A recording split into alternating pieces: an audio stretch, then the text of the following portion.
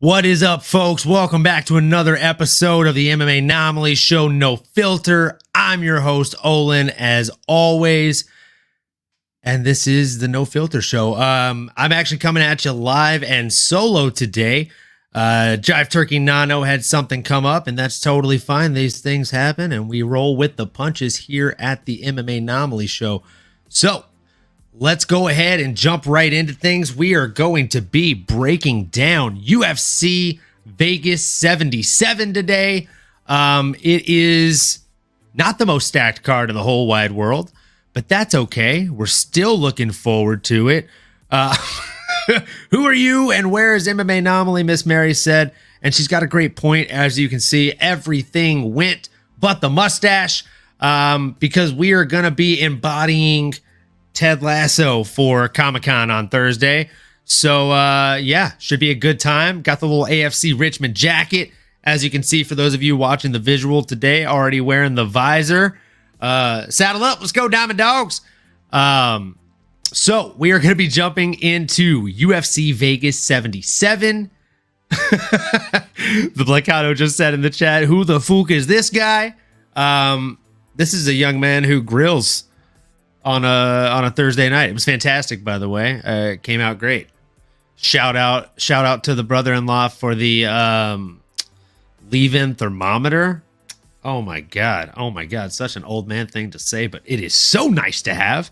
And jumping right into the card, we are going to do things just a little bit differently here.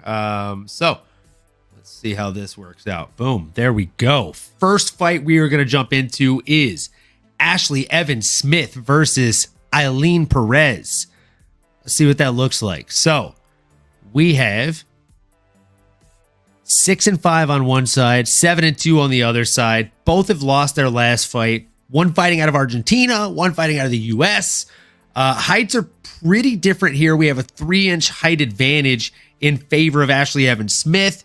We also have a bit of a reach advantage, not quite as significant of the reach advantage here when it comes to, the difference. It's only 1.5 inches.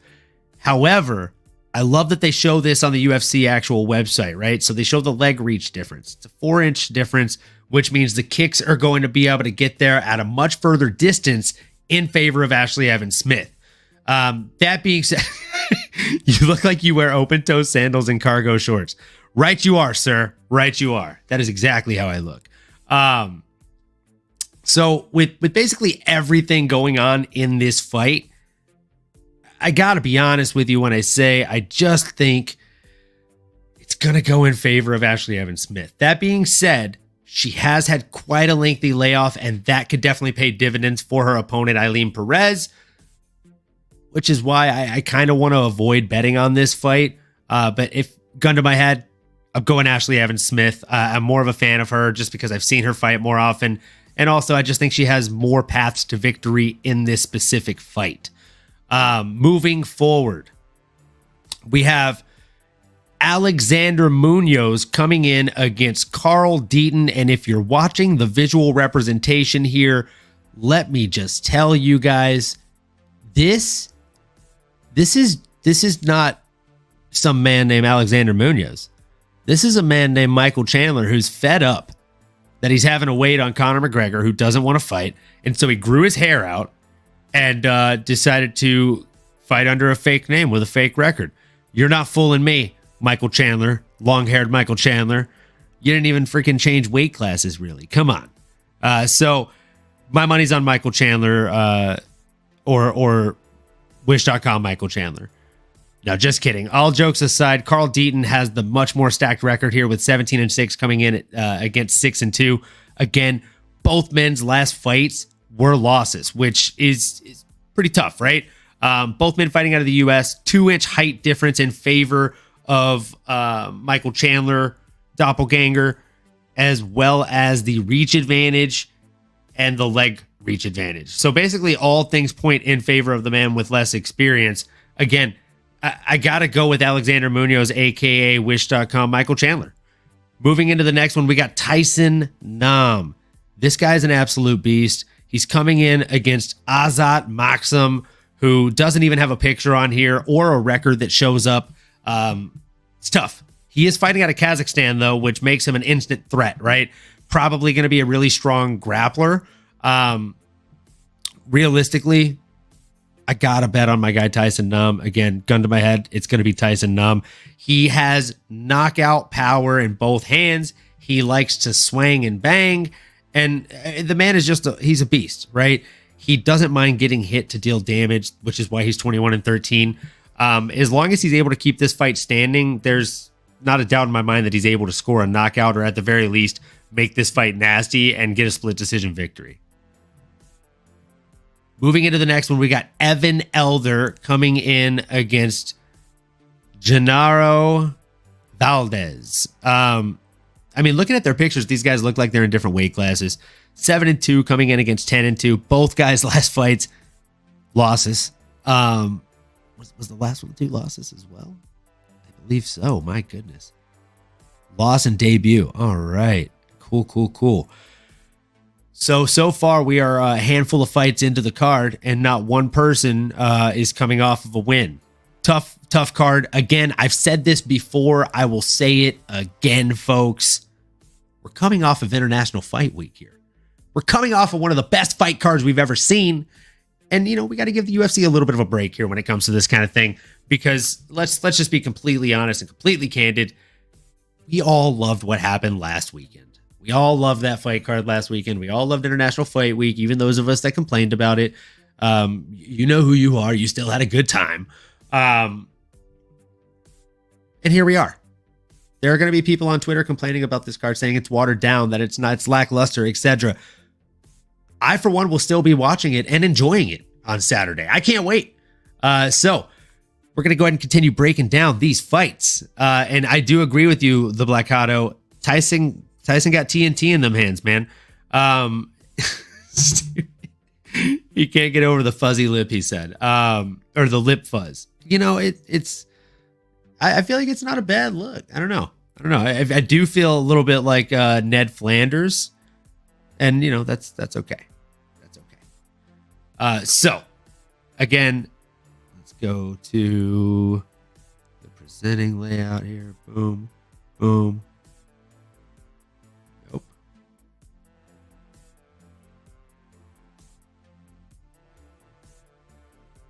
Boom. There we go.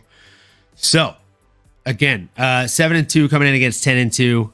Very, very close on height. As Goldie would say, everything else is virtually identical. Again, not real huge discrepancies here. I like Evan Elder in this fight. I don't know why. I just feel like he has the edge. But I could be completely wrong. Both these guys are coming off of a loss. Both these guys look like they had room for improvement in their last fight, but I do think that Evan Elder ends up getting it done here. He is the favorite, so I guess I'm thinking on the right track here. Moving into the next one, we got Austin Lingo. This one's actually going to be a fun fight, in my opinion, coming in against Melquizael Costa. Melquizael Costa, you might remember, he actually took his last fight, or his debut fight, in the UFC on very short notice. Good for him for taking it and stepping up. It obviously earned him a little bit more of a contract in the UFC. We'll see how he performs in this one. I think he actually has a good shot at beating Austin Lingo, but Austin Lingo is a very, very game fighter. So, again, I don't know if you're noticing this, but there's a little bit of a trend here, folks. Both of these gentlemen are coming off of a loss.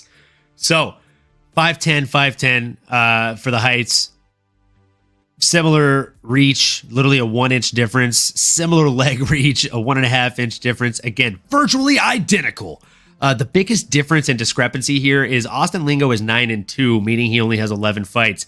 His opponent is 19-6, meaning he's got 25 fights. That's a significant difference in experience, which is why I'm leaning towards Melquizael Costa to get it done. I actually like him by submission. He is a favorite in this fight, which I didn't realize. But it makes sense, right? He very well should be a favorite. And again, he's had a full camp for this one. He looked really good in his debut fight, and that was on very short notice, folks. I like this guy in this fight, and I think he has a very promising future in the UFC. Looking forward to watching him do his thing and represent Brazil. Moving into the next fight, we got Victoria Dudakova coming in against Estela Nunez. 6-0 versus 6-4-1 no contest. It's a debutante coming in against someone coming off of a loss. Again, you may notice a little bit of a trend here, folks. That trend is literally the fact that nobody is coming off of a win coming into this card, which is just wild because we're like, what, 6-7 fights in now? Anyways, I digress. We have the woman from Russia here making her debut. She stands at 5'5", coming in against Brazil's very own Estela Nunez, who stands 5'4".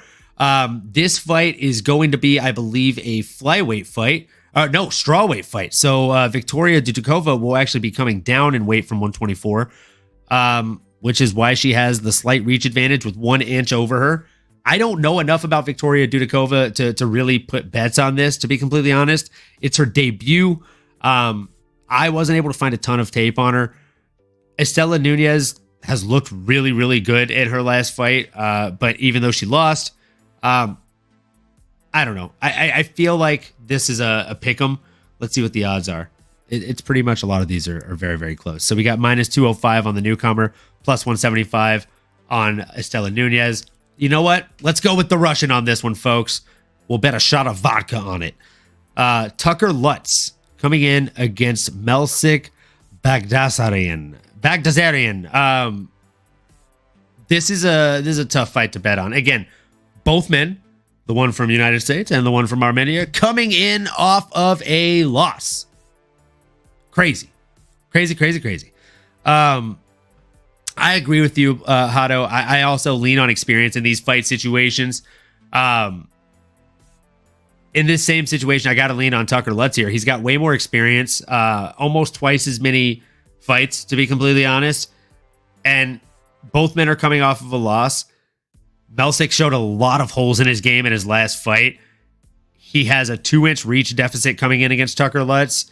And I mean, even though he's the taller man, I don't think that it's going to by any means make Tucker Lutz be punching up because it's not a significant height difference.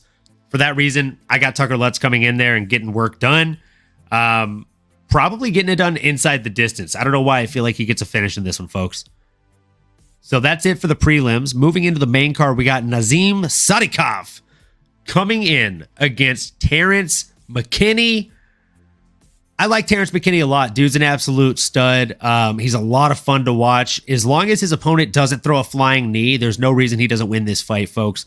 That being said, all of his losses that have come by way of finish have come by way of flying knee, which is wild.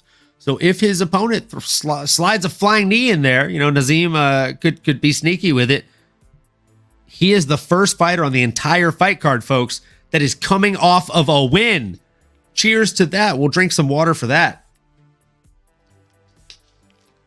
So 8-1, not a super stacked record, but again, he's got a winning record. He's 8-1. He's coming in against a 13-5 Terrence McKinney, who literally got just flying kneed into oblivion by his last opponent. It sucked to see.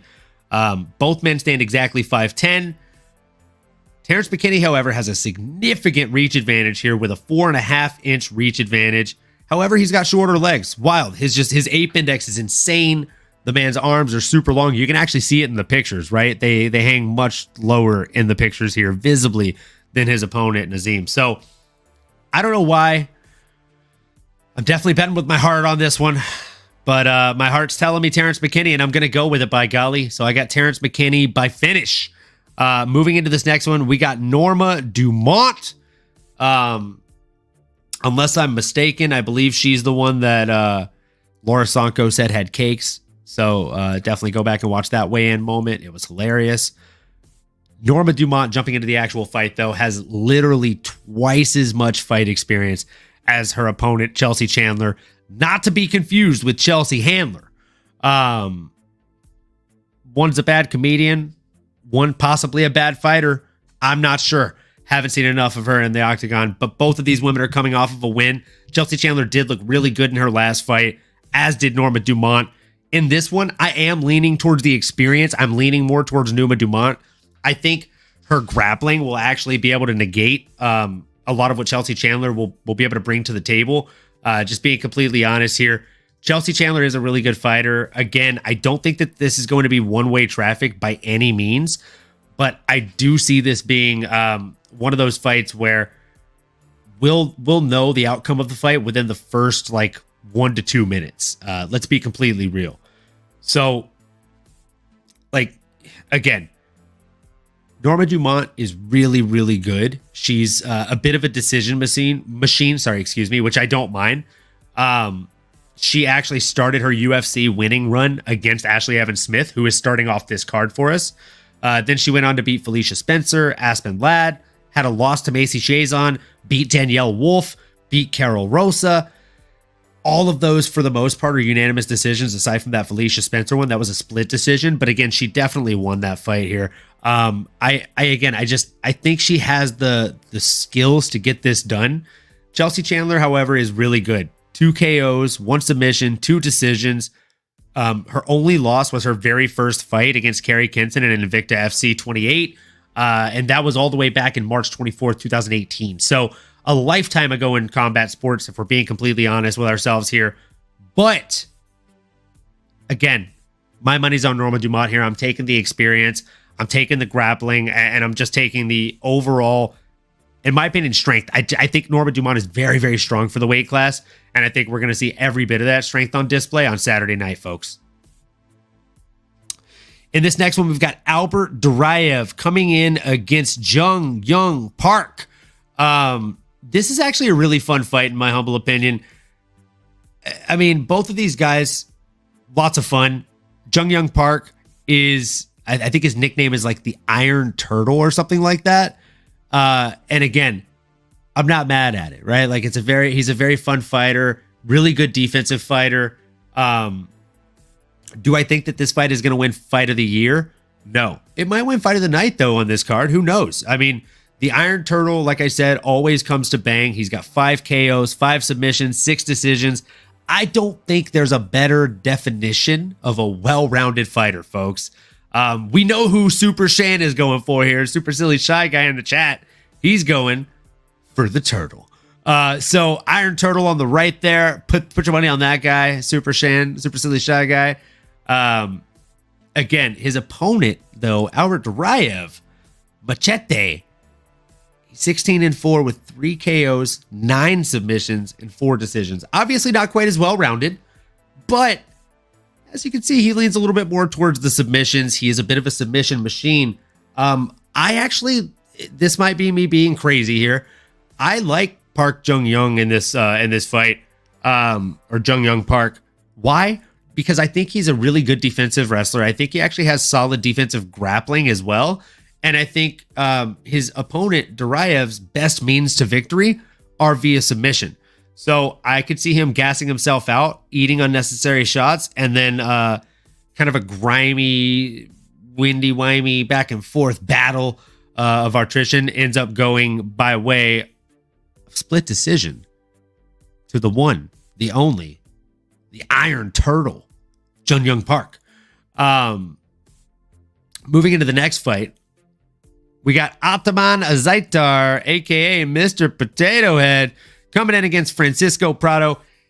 If you don't know why I'm calling this guy Mr. Potato Head, let me tell you a little story. Story time, folks. Man on the left was fighting in Abu Dhabi at Fight Island.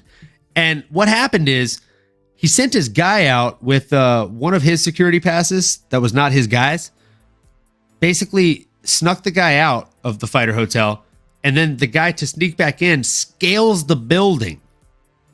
I'm talking James Bond climbing on the side of a hotel building in Abu Dhabi, sneaks a bag into the room.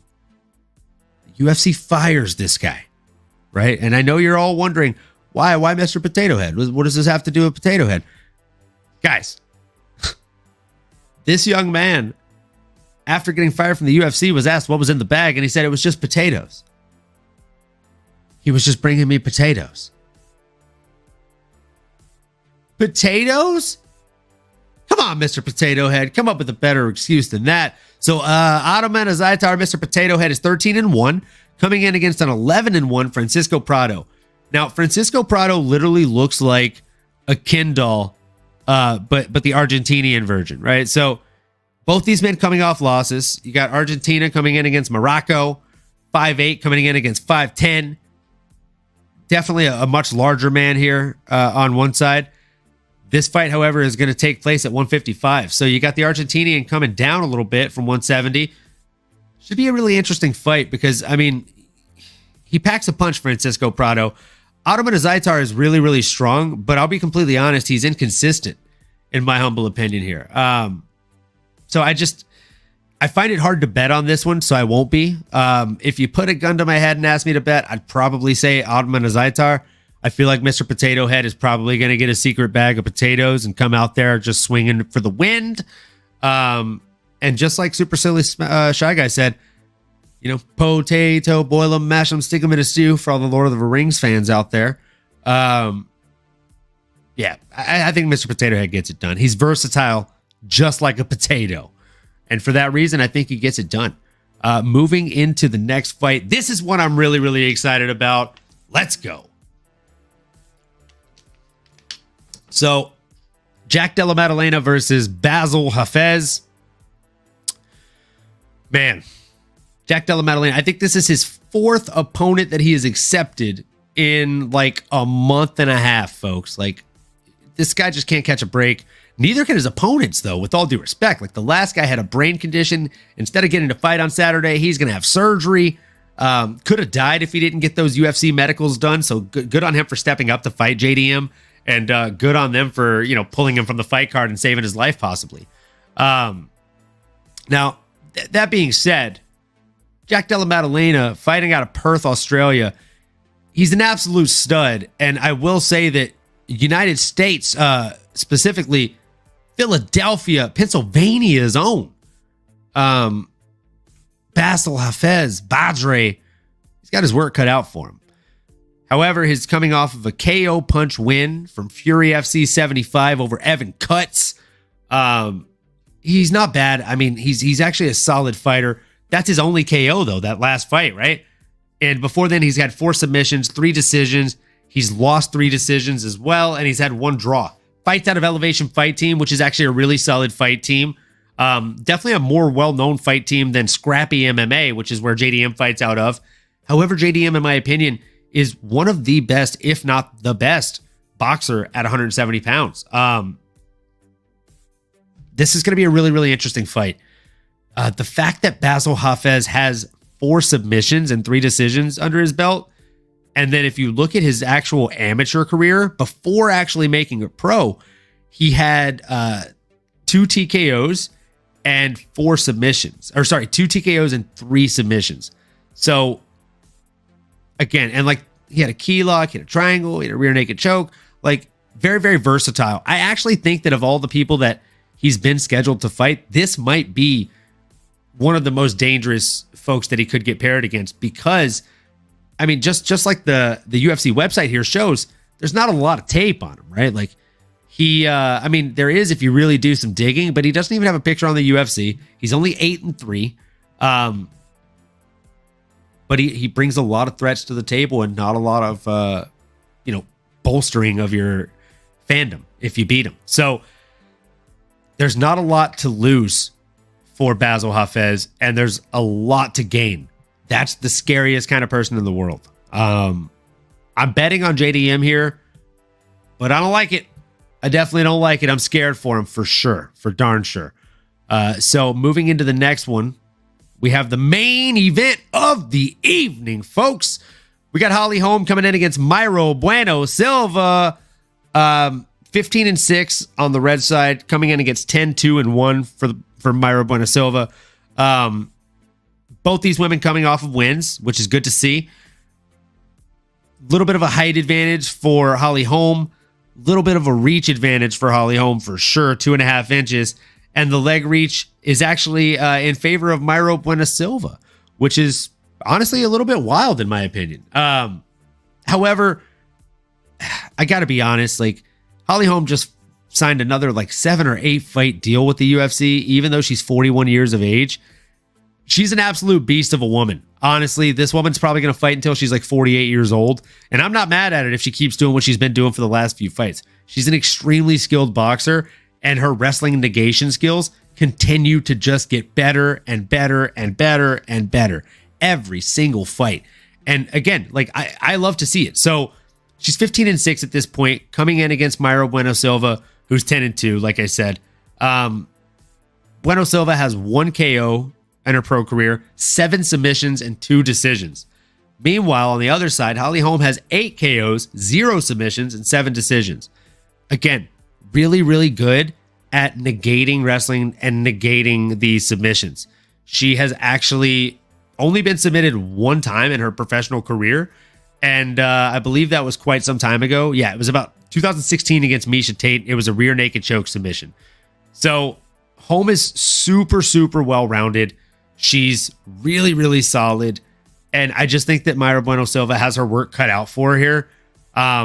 If I'm being honest, it's an uphill battle for Bueno Silva. Let's see here what Turtle said. It's a retirement contract. It's basically just saying she will always be under contract and can't fight for another promotion. She isn't fighting out of that contract. I agree, Turtle 301. I don't see her fighting all 8 of those fights. But, I mean, you got to make the joke that if she does, she's going to fight till she's 48. Because how often does she fight, right? Like, she fights like once a year, twice a year. If that. I mean, she fought twice in 2020, didn't fight in 2021, fought once in 2022, and then fought Yana Santos back in March. So, you know, she's like 5 fights every 4 years. Yeah, she'll get out of the contract by the time she's about 46, 48. So, yeah, excited to see it, man. Sign me up for those fights. That being said, Shitara versus the Preacher's Daughter. I see it being not one-way traffic for the first round. Maybe after the first round, though, it'll probably just start leaning heavily in favor of Holly Holm. And then it'll just be her piecing her up at distance with that jab. She has a very beautiful jab in MMA, especially in women's MMA. It's one of the best jabs in women's MMA, in my opinion, which makes sense, right? She comes from a boxer background, so we expect to see that kind of thing here, folks. And she puts it on display every single fight, that boxing prowess. Has really great footwork, in and out of the pocket. Actually has surprisingly good head kicks for somebody that started a majority of their career off as a boxer predominantly, not a kickboxer. So that's it. Those are my picks for the UFC card. That being said, I did want to talk about something else, though, just for a second here, guys. I want to talk about this Dricus du Plessis, and I'd love it if you guys could chime in the chat here a little bit. The Dricus du Plessis coming in and saying that he's going to be the first champ to take the belt to Africa, and Izzy on the other side of things saying that that's not okay, essentially, because he's the African champ and he already has done that. So I want to play a couple of different things here. I have 2 videos that I want to play. And again, love to hear your thoughts in the chat on this. Do you think that Dricus du Plessis is in the wrong here? I definitely kind of do. I think it would have been maybe smarter for him to say, like, I'm going to be Africa's most dominant champ or Africa's longest reigning champ. That would have been better than the first African champ or the first real African champ. You're just asking to invite flack if you do that kind of thing, folks. So that being said, gonna go ahead and pause the music here for just a second and gonna go ahead and just play this quick clip so that way you are aware of what I'm talking about with Dricus du Plessis here. I'm gonna take a belt to Africa. I'm the African fighter in the UFC.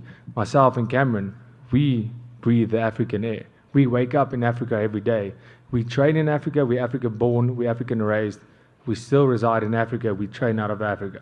That's an African champion, and that's who I'll be. So, again, as you saw at the top, I do not own the rights to these videos. To any of the background videos that I play or videos that I play to accompany thoughts, I don't own the rights. Quick disclaimer.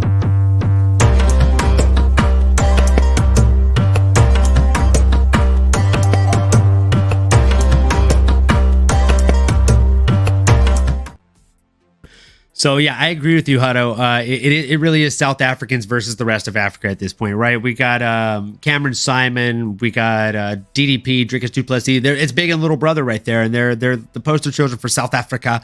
But there is another thing that I want to point out to you folks here, and that's the fact that. And I was going to do multiple clips here, but I didn't have time. I didn't want to keep making people wait longer than 8:30 for me to go live here.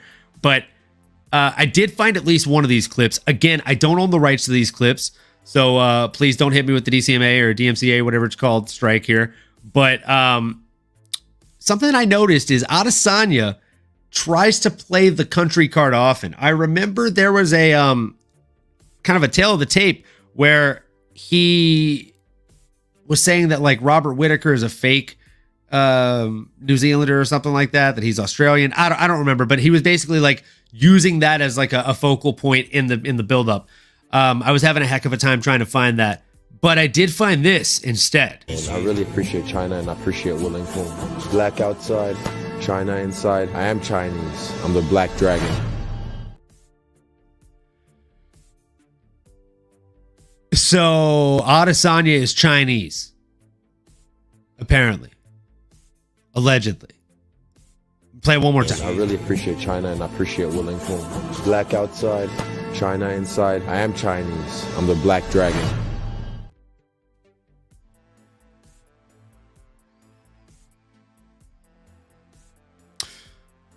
So there's a lot to unpack there. I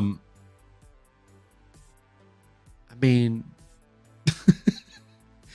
I don't really know what else to say. Like, honestly, I feel like the whole thing is kind of silly. Like, just fight. Like, it doesn't have to be like I'm the first African. I completely agree. The context is definitely different from what DDP is saying. And like what he said in his full, like, kind of post-fight presser was, me and Cameron are the only fighters that haven't left Africa, that still wake up in Africa, breathe African air, train in Africa. So, I mean, he's not wrong when he says that he'll be the first fully African champ that lives, breathes, and trains in Africa. Like, Adesanya left there some time ago. He very, very proudly claims Auckland, New Zealand as his home. So, I mean, like, in that context of things, like, I'm not mad at it. As long as this doesn't turn into like a race thing, which I feel like it could very easily do. And I don't want the buildup to ever become like a part like that. You know, it's just, we don't need another Colby Covington style villain here. Just let it be like, I don't know, like a Rocky villain where like but not like the bad guy Rocky villain, like the Russian, the good ones where you can root for the bad guy or the good guy. I don't know. I just don't feel like there has to be a bad guy in fighting. There just should be two competitors and maybe one that you favor more because you relate with on a personal level, or you like their fight style, or maybe you like a couple things that they say or think they're witty. I don't know, but I don't think there has to be a bad guy and a good guy in fighting, in my opinion. Again, that's just my opinion. So that being said, shorter episode tonight. Don't have my co-host with me, and that's all good. Let's see what the Placado said here in the chat. So DDP is coming across as challenging Izzy's culture, not where he's fighting out of or calling home. I do agree. Like, he is crossing lines, right? At the same time, I would have been more in favor of Izzy up until last Saturday when Izzy decided to jump the cage. I don't know if he was drunk or what, but that man crossed a bunch of lines. I feel like there was just no reason for him to, like, he came off as like an upset child in the cage on Saturday and completely stole the shine from what DDP was able to accomplish in the octagon against a true legend in Robert the Reaper Whittaker. So I don't know. I didn't like seeing that. I didn't think that was champion behavior. And I to be honest, as an Israel Adesanya fan, like, I've liked, and you can speak to this, Hato, like, you know, I was one of the people that was telling you guys about Adesanya in the group chat before he was a household name. Literally, I watched his first fight, I watched him fight before the UFC, but I watched his first fight in the UFC glued to the TV. So stoked that he had finally made it. So I love Adesanya. And as an Adesanya fan, I was just very let down on Saturday by his behavior, by the mentality that he showed. And honestly, like, I saw that he said he was going to do it, but it doesn't matter. Like, if I say I'm going to shoot somebody in the head, it doesn't make it okay if I do it, you know? Like, just because you say you're going to do something doesn't make it okay that you do it. That just means that you had already predetermined that you were going to do something stupid and childish in this fact. So, yeah, I mean, just like, don't overstep, stay in your lane to an extent. And if you want to be a champion and you want to be one of the greatest of all time, you have to exude that championship mentality and that championship attitude at all times, inside and outside of the octagon. And the way that he carried himself on Saturday was just, it was childlike. It was not champ-like, I'll tell you that. And I say that as a humble fan of Adesanya. So, that being said, that is the show, folks. As always appreciate you guys coming in. If you haven't already done it, whether you're new here or returning, make sure you like, comment, subscribe, and smash that bell for notifications. I look forward to seeing you guys in the next episode, where we will be basically breaking down how these fights turned out and what we think should be next for these folks, as well as reacting pretty immediately when we go live on Tuesday to that week's episode of The Ultimate Fighter. We'll probably be doing an early episode on Wednesday that day, because I will be going to Comic-Con on Thursday. Obviously, going to be Ted Lasso. So yeah, we'll figure it out. We'll go live probably Tuesday and Wednesday next week. We'll keep you posted with the live schedule. And until then, folks, as always, keep the passion for mixed martial arts alive, and we appreciate you.